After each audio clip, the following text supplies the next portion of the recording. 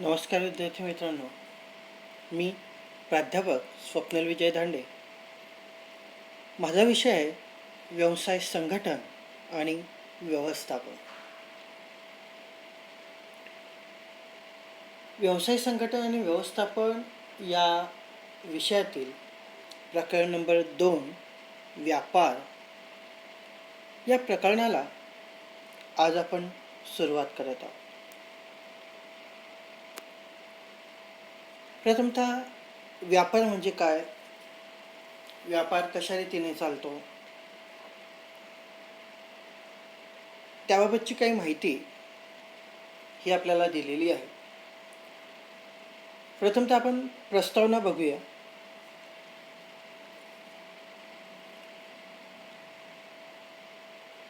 जर आपण पाहिलं तर प्रत्येक देशाची जी काही अर्थव्यवस्था आहे, ही अर्थव्यवस्था त्या देशाच्या व्यवसायावरती, व्यापारावरती अवलंबून असते. या प्रत्येक देशाच्या अर्थव्यवस्थेमध्ये व्यापाराची अत्यंत महत्त्वाची भूमिका ही असते.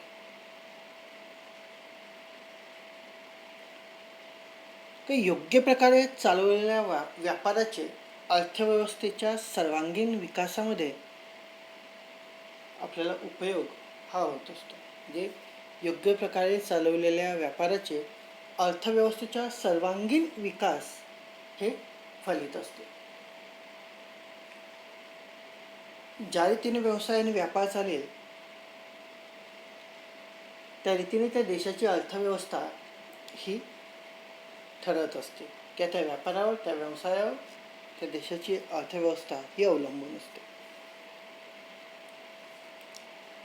पैशाच्या स्वरूपात अथवा पैसा सदृश्य स्वरूपात वस्तू आणि सेवांची केली जाणारी खरेदी आणि विक्री हे व्यापाराचे मूलभूत वैशिष्ट्य आहे.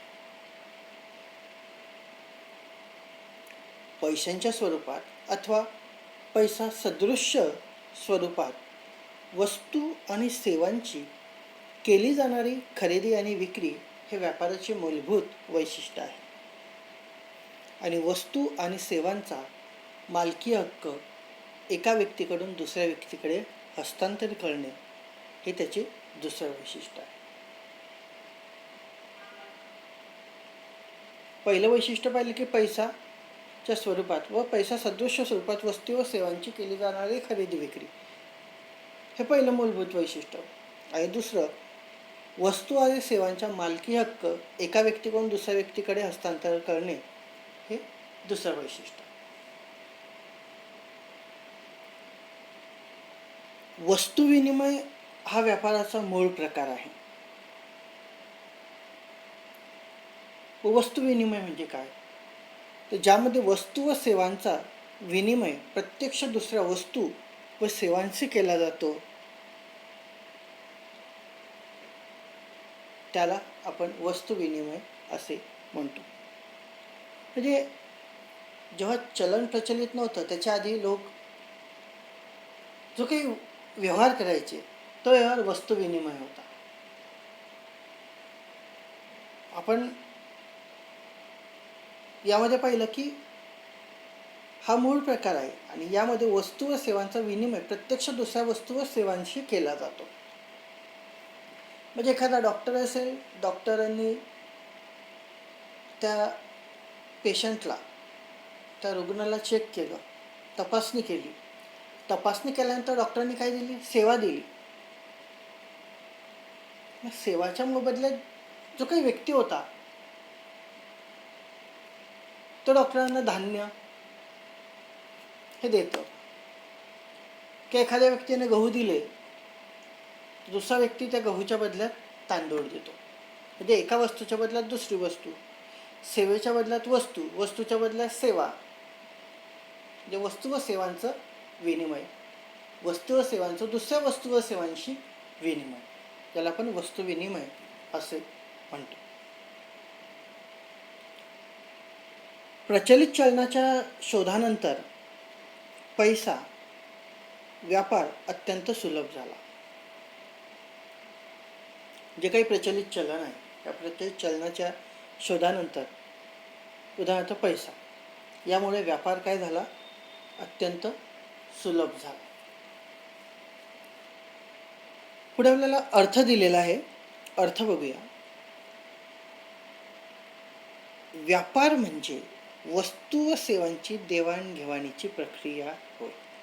व्यापार म्हणजे वस्तू व सेवांची देवाणघेवाणीची प्रक्रिया होय. नफा मिळवण्याच्या दृष्टीने वस्तू व सेवांची खरेदी आणि विक्री केली जाते. व्यापारामध्ये नफा मिळविण्याच्या दृष्टीने वस्तू व सेवांची खरेदी आणि विक्री केली जाते. उत्पादक वस्तू उत्पादक व उपभोक्ता यांमधील व्यापार हा महत्त्वाचा दुवा आहे. उत्पादक व उपभोक्ता यांमधील व्यापार हा महत्त्वाचा दुवा आहे आणि व्यापार हा खरेदीदार व विक्रेत्याकडून केला जातो. प्रथमतः व्यापार म्हणजे वस्तू सेवा यांची देवाणघेवाणीची प्रक्रिया आहे. नंतर नफा मिळवण्याच्या दृष्टीने वस्तू व सेवांची खरेदी आणि विक्री ही केली जाते. उत्पादक व उपभोक्ता यांमधील व्यापार हा महत्त्वाचा दुवा आहे आणि व्यापार हा खरेदीदार व विक्रेत्याकडून केला जातो. व्यापार कोणाकडून केला जातो? खरेदीदार आणि विक्रेता यांच्याकडून हा व्यापार केला जातो. नंतरचा जो मुद्दा आहे तो आहे व्यापाराचे प्रकार.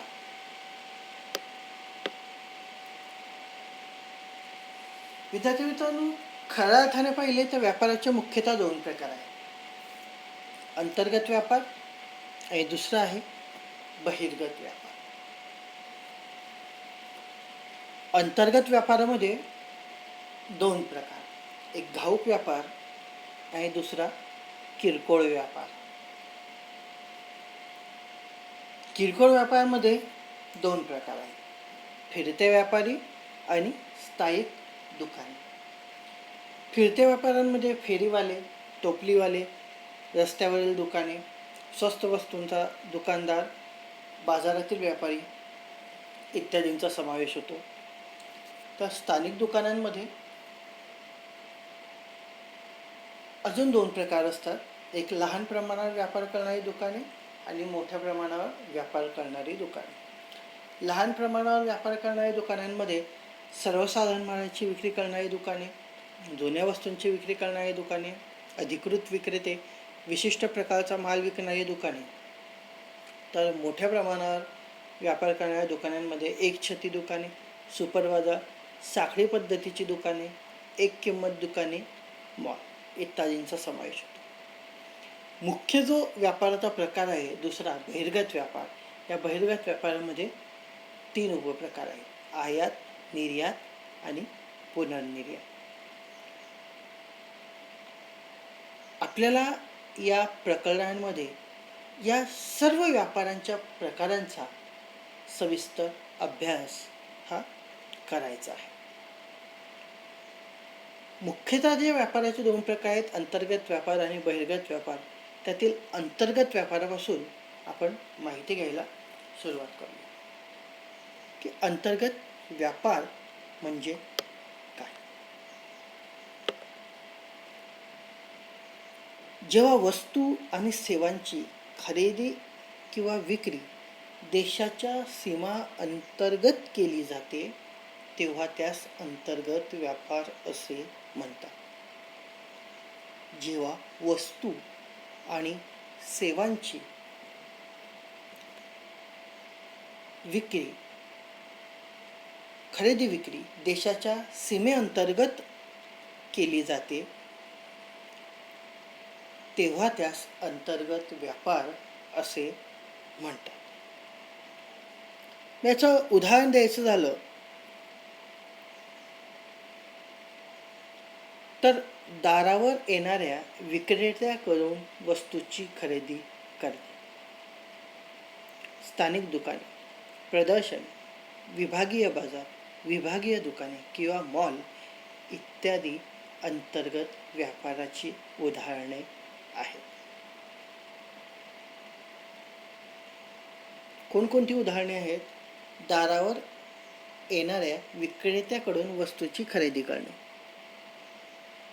स्थानिक दुकाने, प्रदर्शने, विभागीय बाजार, विभागीय दुकाने किंवा मॉल इत्यादींचा अंतर्गत व्यापाराची उदाहरणे आहे किंवा इत्यादींचा समावेश अंतर्गत व्यापारांच्या उदाहरणामध्ये होतो. जेव्हा खरेदीदार आणि विक्रेता देशांतर्गत आहे त्यास अंतर्गत व्यापार असे म्हणतात. म्हणजे खरेदीदार आणि विक्रेता देशांतर्गत आहे त्यास अंतर्गत व्यापार असे म्हणतात. दोन राज्यातील किंवा शहरातील व्यापारास सुद्धा अंतर्गत व्यापार म्हणतात. म्हणजे दोन राज्यातील किंवा शहरातील व्यापारास सुद्धा अंतर्गत व्यापार म्हणतात. उत्पादन व वितरण यांच्यामध्ये मोठी दरी आहे. जो काही उत्पादन आहे आणि जे काही वितरण आहे यांच्यामध्ये खूप मोठी दरी आहे. या दरीला भरून काढण्याचे काम वितरण साखळी ही करत असते. मग वितरण साखळी ही अंतर्गत व्यापारामध्ये अत्यंत महत्त्वाची आहे. जो काही अंतर्गत व्यापार आहे या अंतर्गत व्यापारामध्ये हे वितरण साखळी अत्यंत महत्त्वाची आहे. कशा रीतीने महत्त्वाची आहे? उत्पादक हा एकाच ठिकाणी स्थायिक असतो. उत्पादक हा एकाच ठिकाणी स्थायिक असतो, परंतु ग्राहक हे अनेक ठिकाणी विखुरलेले असतात. उत्पादक हा एकाच ठिकाणी स्थायिक असतो, परंतु ग्राहक हे काय असतात? अनेक ठिकाणी विखुरलेले असतात. उत्पादक आणि उपभोक्ता यातील ही मोठी दरी आहे आणि ही दरी वितरण साखळीमुळे कमी केली जाते. म्हणजे साधनांच्या वाटपामुळे वस्तू योग्य वेळेत योग्य ठिकाणी व योग्य त्या प्रमाणात मिळण्यास मदत होते. त्यात आपल्याला उत्पादन वितरण साखळी दिलेली आहे. उत्पादन वितरण साखळीमध्ये प्रथमतः उत्पादक, जो वस्तूची निर्मिती करतोय तो व्यक्ती म्हणजे आपला उत्पादक. उत्पादक ती वस्तू घाऊक व्यापाराकडे देतो म्हणजे आपला होलसेलर. घाऊक व्यापारी ती वस्तू किरकोळ व्यापाराकडे देतो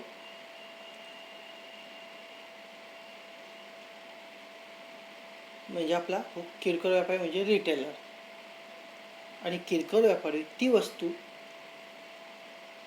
सरळ ग्राहकांपर्यंत पोहोचवतो. अशा रीतीने ती उत्पादन वितरण साखळी हे आपल्याला दिली आहे. उत्पादकापासून घाऊक व्यापारी, घाऊक व्यापाऱ्यापासून किरकोळ व्यापारी, किरकोळ व्यापाऱ्यापासून ग्राहक.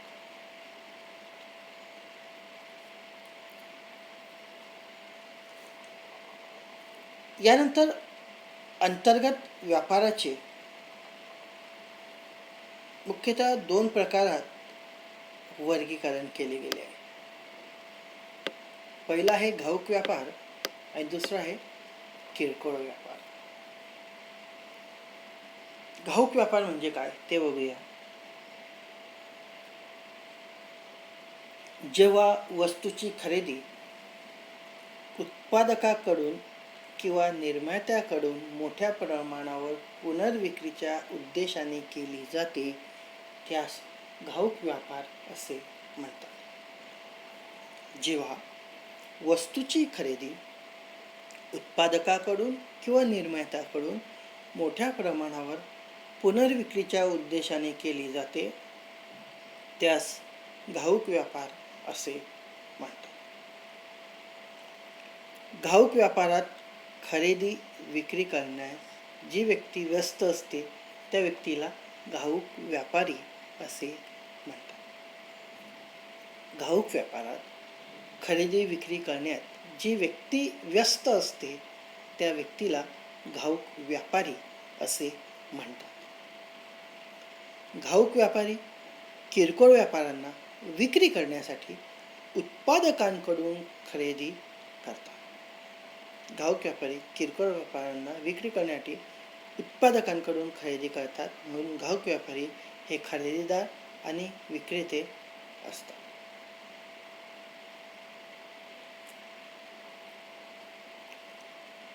म्हणजे घाऊक व्यापारी वस्तू व सेवा यांच्या वितरणामध्ये विविध भूमिका हे पार पाडतो. घाऊक व्यापारी वस्तू व सेवा यांच्या वितरणामध्ये विविध भूमिका पार पाडतो. तसेच उत्पादकाला ग्राहकांपर्यंत पोहोचवण्यास घाऊक व्यापारी मदत करतो. जो काही उत्पादक आहे त्या उत्पादकाला ग्राहकांपर्यंत पोहोचवण्यास हा घाऊक व्यापारी मदत करत असतो. घाऊक व्यापाऱ्याची व्याख्या आपल्याला दिलेली आहे. व्याख्यांविषयी सविस्तर माहिती घेऊया. पहिली जी व्याख्या आहे ती आहे फिलिप कोटलर यांच्या मते. फिलिप कोटलर यांचं मत आहे, जी व्यक्ती व्यवसायात मालाची पुनर्विक्री करण्याच्या उद्देशाने मालाची खरेदी करत असते आणि यासाठी विविध प्रक्रियांचा समावेश करीत असते त्यास घाऊक व्यापारी असे म्हणतात.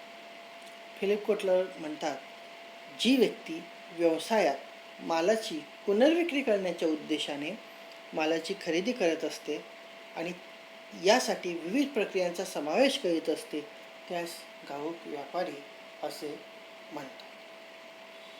दुसरी जी व्याख्या आहे ती आहे इलेवन थॉमस यांच्या मतानुसार. इलेवन थॉमस यांचं म्हणणं आहे की जी व्यक्ती खऱ्या अर्थाने उत्पादक नसते व किरकोळ व्यापारीही नसते, परंतु या दोघांमध्ये जोडणारा दुवा म्हणून कार्य करीत असते त्यास घाऊक व्यापारी असे म्हणतात. इलेवन थॉमस यांचं म्हणणं आहे की जी व्यक्ती खऱ्या अर्थाने उत्पादकही नसते व किरकोळ व्यापारीही नसते, परंतु या दोघांमध्ये जोडणारा दुवा म्हणून कार्य करीत असते त्यास घाऊक व्यापारी असे म्हणतात. या घाऊक व्यापाऱ्यांची काही वैशिष्ट्ये आपल्याला अभ्यासायला दिलेली आहे. त्या वैशिष्ट्यांविषयीची माहिती घेऊया. पहिलं वैशिष्ट्य आहे की घाऊक व्यापारी मोठ्या प्रमाणात उत्पादकाकडून वस्तूची खरेदी करीत असतो. जो काही घाऊक व्यापारी आहे हा घाऊक व्यापारी मोठ्या प्रमाणात उत्पादकाकडून वस्तूची खरेदी करीत असतो. दुसरं आहे, वाटपाच्या प्रक्रियेमध्ये घाऊक व्यापारी सर्वात जास्त धोका पत्करतो. वाटपाच्या प्रक्रियेमध्ये घाऊक व्यापारी सर्वात जास्त धोका पत्करतो. घाऊक व्यापारी एका प्रकारच्या किंवा काही विशिष्ट प्रकारच्या वस्तूंची खरेदी विक्री करत असतो. घाऊक व्यापारी जो आहे तो घाऊक व्यापारी एका प्रकारच्या किंवा काही विशिष्ट प्रकारच्या वस्तूंची खरेदी विक्री ही करत असतो. नंतरचं वैशिष्ट्य आहे की या व्यवसायात मोठ्या प्रमाणात भांडवलाची आवश्यकता असते. घाऊक व्यापारी जे असतात यांना मोठ्या प्रमाणात भांडवलाची आवश्यकता ही भासत असते. घाऊक व्यापारी मागणी पुरवठा यातील समतोलाद्वारे किमतीवर नियंत्रण ठेवतो. जो काही घाऊक व्यापारी आहे हा घाऊक व्यापारी मागणी व पुरवठा यातील समतोल साधून त्या वस्तूच्या किमतीवर नियंत्रण हे ठेवत असतो. उत्पादकाला बाजारपेठांची माहिती घाऊक व्यापाऱ्यांकडूनच मिळत असते. जो काही उत्पादक आहे हा उत्पादकाला बाजारपेठेविषयीची माहिती ही घाऊक व्यापाराकडून मिळत असते. घाऊक व्यापारी किरकोळ व्यापाऱ्यांना आवश्यकतेनुसार वस्तूची विक्री करीत असतो. जो काही घाऊक व्यापारी आहे, हा घाऊक व्यापारी किरकोळ व्यापाऱ्यांना आवश्यकतेनुसार वस्तूंची विक्री ही करीत असतो. आणि शेवटचं वैशिष्ट्य आहे की घाऊक व्यापारी बाजारातील वेगवेगळी कार्य करतो. घाऊक व्यापारी हा बाजारातील वेगवेगळी कार्य करतो. कोणकोणती? जसे वस्तू जमा करणे, गोदामात माल साठवणे, वाहतूक करणे, प्रमाणीकरण, बांधणी, जाहिरात व आर्थिक मदत इत्यादींसारखे जी काही वेगवेगळी कार्य आहेत, ही वेगवेगळी कार्य हे घाऊक व्यापारी हे करत असतो. विद्यार्थी मित्रांनो, आज आपण व्यापार या प्रकरणाला सुरुवात केली. त्यामध्ये व्यापार कशा रीतीने आवश्यक आहे ते बघितलं, व्यापाराचा अर्थ पाहिला, व्यापाराचे जे प्रकार आहेत, अंतर्गत व्यापार व बहिर्गत व्यापार, त्यातील अंतर्गत व्यापाराविषयीचा माहिती आपण बघितली. त्या अंतर्गत व्यापारामध्ये आपण अंतर्गत व्यापार म्हणजे काय, उत्पादन वितरण साखळी बघितली.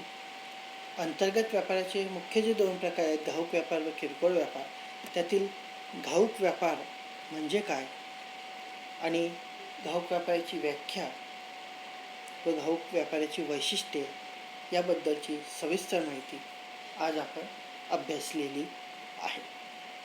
धन्यवाद.